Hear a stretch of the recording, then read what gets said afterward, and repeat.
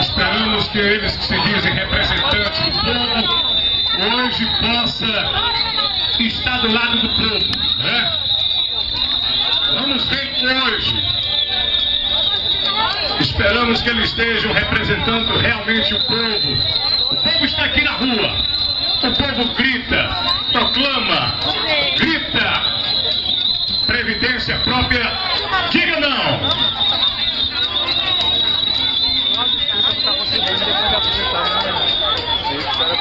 Precisamos de saúde melhor, segurança. Precisamos também de educação melhor no nosso município.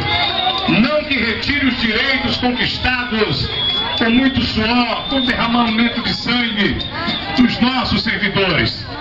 Merecemos respeito.